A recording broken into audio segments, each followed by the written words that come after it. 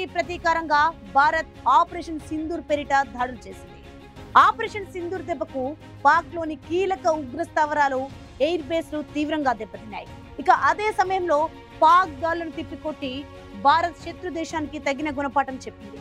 భారత్ తో పాక్ పూర్తి స్థాయి యుద్ధం చేస్తే ఎలాంటి పరిణామాలు సంభవిస్తాయో చెప్పడానికి ఆపరేషన్ సింధూర్ ఒక ఉదాహరణ మాత్రమే.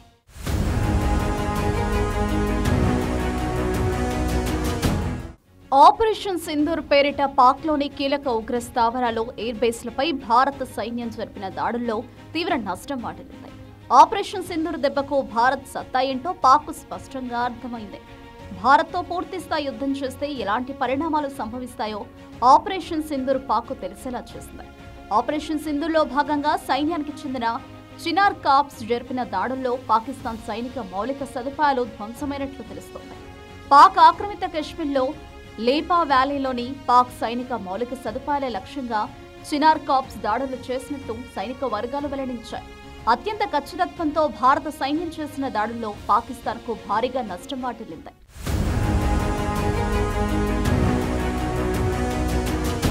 భారత్ చేసిన దాడుల్లో పాక్లోని సైనిక మౌలిక సదుపాయాలు పూర్తిగా ధ్వంసమయ్యాయి. పాక్కు చెందిన 3 సైనిక స్థావరాలను పూర్తిగా ధ్వంసం చేసినట్లు సైనిక వర్గాలు వెల్లడించాయి. అందులో ఆయుధ గిడ్డంగి, ఇంధన నిల్వల స్టోరేజు, గన్నరీతో పాటు ఇతర స్థావరాలను లక్ష్యంగా చేసుకుని దాడులు జరిపామని సైనిక వర్గాలు తెలిపాయి. భారత్ సృష్టించిన విధ్వంసంతో దెబ్బతిన్న స్థావరాలను పాక్ పునరుద్ధరించడానికి కనీసం 8 నుంచి 12 నెలల సమయం పడుతుందని, ఇంకా ఎక్కువ సమయం పట్టినా ఆశ్చర్యపోనవసరం లేదని సైనిక వర్గాలు తెలిపాయి. లేపా వ్యాలీలో ఖాళీగా ఉన్న సైనిక భవనాలు ఎక్కువగా ఉన్నప్పటికీ నష్టం ఎక్కువగా ఎక్కడ జరుగుతుందో వాటినే లక్ష్యంగా చేసుకుని ఖచ్చితమైన దాడులు చేసినట్లు భారత సైనిక వర్గాలు వెల్లడించాయి.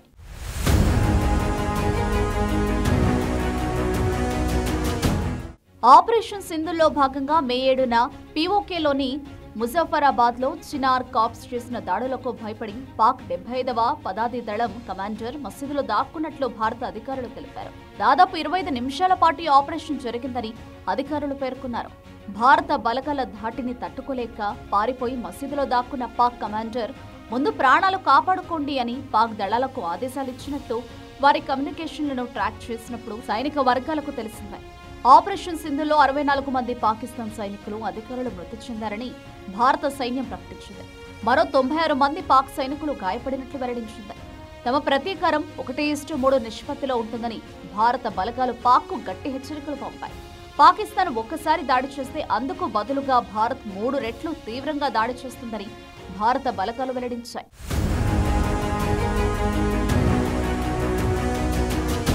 పహల్గామ్ ఉగ్రదాడికి ప్రతీకారంగా భారత్ ఆపరేషన్ సింధూర్ పేరిట పాక్ పీఓకేలోని ఉగ్రవాద శిబిరాలపై మెరుపు దాడులు చేసింది.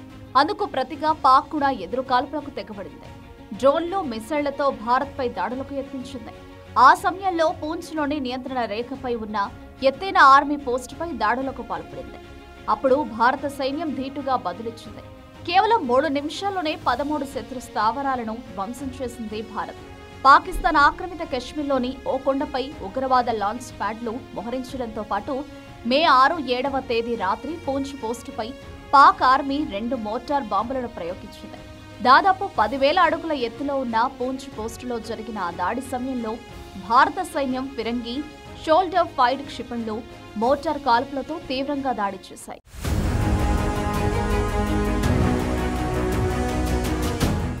మరోవైపు పాకిస్తాన్ కూడా భారీ ఆయుధాలతో భారత సైనిక స్థావరాలపై దాడులకు పాల్పడింది. వైమానిక దాడులతో పాటు పాక్ సైన్యం చేసిన దాడులను భారత బలగాలు సమర్థంగా అడ్డుకున్నాయి. అందువల్ల ఎటువంటి నష్టం జరగలేదు. పాక్ వైమానిక దాడులను అడ్డుకోవడంలో స్వదేశీయంగా అభివృద్ధి చేసిన ఆకాశ్ దీప్ రాడర్ వ్యవస్థ అద్భుతంగా పనిచేసిందని భారత సైన్యం తెలిపింది. ఈ ఆపరేషన్లో భారత స్థావరాలు చెక్కు చెదరలేదని, అదే సమయంలో శత్రువుల స్థావరాలకు భారీగా నష్టం చేకూరినట్లు సైనిక వర్గాలు వెల్లడించాయి.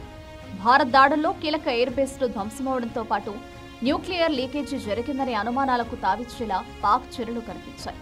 మొత్తంగా ఉగ్ర దాడులను ఉసిగొల్పి భారత్లో అమాయకుల ప్రాణాలను తీస్తే మన దేశం ఏ స్థాయిలో దాడులు చేస్తుందో పాక్ స్పష్టంగా అర్థమైంది.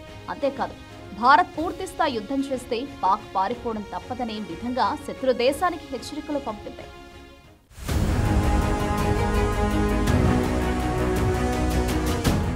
ఆపరేషన్ సింధూర్ పేరిట పాక్ పీఓకే లేని ఉగ్రవాద శిబిరాలపై భారత్ మెరుపు దాడులు చేసింది. అందుకు ప్రతిగా పాక్ కూడా ఎదురు కాల్పులకు తెగబడింది. డ్రోన్లు, మిసైళ్లతో భారత్ పై దాడులకు యత్నించింది. అయితే పాక్ దాడులను భారత్ సమర్థవంతంగా తిప్పికొట్టింది. కానీ భారత్ దాడుల్లో పాక్ లోని కీలక ఉగ్ర స్థావరాలు, ఎయిర్ బేస్లు దెబ్బతినడంతో శత్రు దేశానికి తీవ్ర నష్టం తప్పలేదు.